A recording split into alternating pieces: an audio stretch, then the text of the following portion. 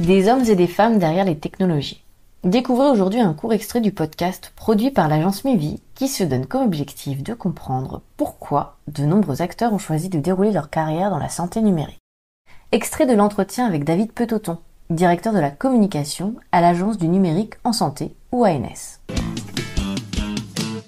La ZIP Santé à l'époque, donc qui était un groupement d'intérêt public, a laissé la place après en 2019 à l'ANS, l'agence du numérique en santé. C'est la même structure, elle a changé de nom parce que on est passé d'une structure très techno, même si à l'ANS on fait beaucoup de choses qui se voient pas sur les sujets d'interopérabilité, de sécurité, enfin dans le cas de créer les conditions de la confiance.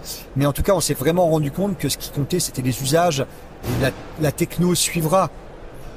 Et on le voit bien aujourd'hui, quand on dit, si on interroge les Français pour dire c'est quoi la e-santé pour vous, tout le monde va vous dire Doctolib. C'est l'exemple type, tout à fait.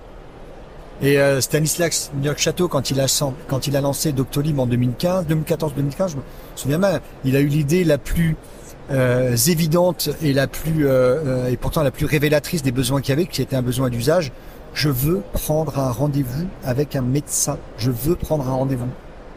Quand on voit le parcours de cette start-up qui maintenant est plus qu'une licorne, c'est génial. Et là, pour le coup, Doctolib, c'est top. Et pourquoi ça a bien marché? Parce qu'ils étaient au plus près des usages. Ils proposaient des services en investissant beaucoup aussi dans la relation. Alors avec cette espèce de paradoxe du numérique, on a l'impression que c'est un monstre froid, alors que non, eux, ils ont réussi à déployer aussi Doctolib en allant chez les médecins.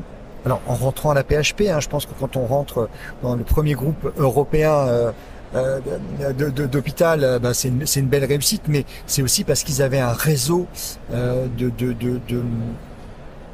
je sais pas si on appelle ça des commerciaux, mais oui, des commerciaux, parce qu'ils vendent un service pas très cher, pour le proposer aux professionnels de santé. Et ils sont rentrés dans les cabinets, ils sont allés au contact des gens, et donc humanisme, humanité et numérique, c'est pas antinomique.